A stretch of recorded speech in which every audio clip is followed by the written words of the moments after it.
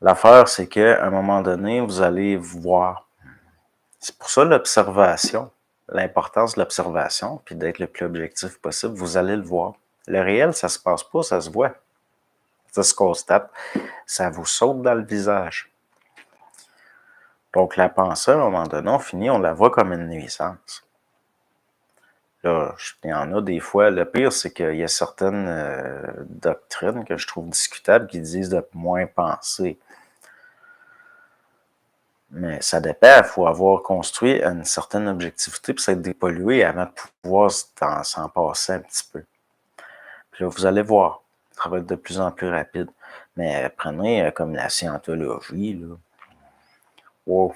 Eux autres, c'est pour d'autres raisons qu'ils disent au monde de moins penser.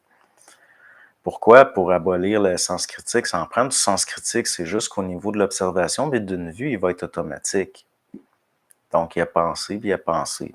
J'ai fait des audios sur la pensée. Je pense que j'avais tout dit dedans.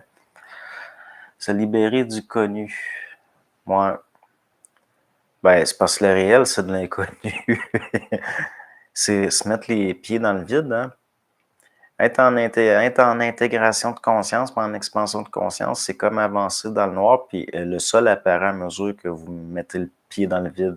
C'est pour ça le problème de la peur, la crainte. On a peur.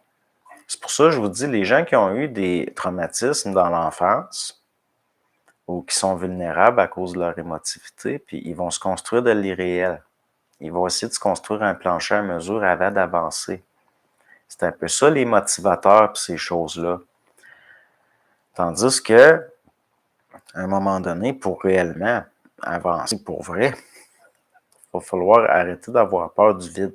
Il faut se mettre les pieds dans le vide. Là, ça devient, c'est du sport.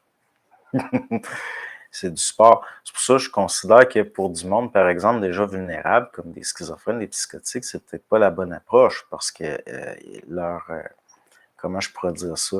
C'est déjà un mécanisme de défense un peu du réel, leur pathologie. C'est pas en les garochant dans le réel qu'on va les aider nécessairement. Donc, c'est à faire attention.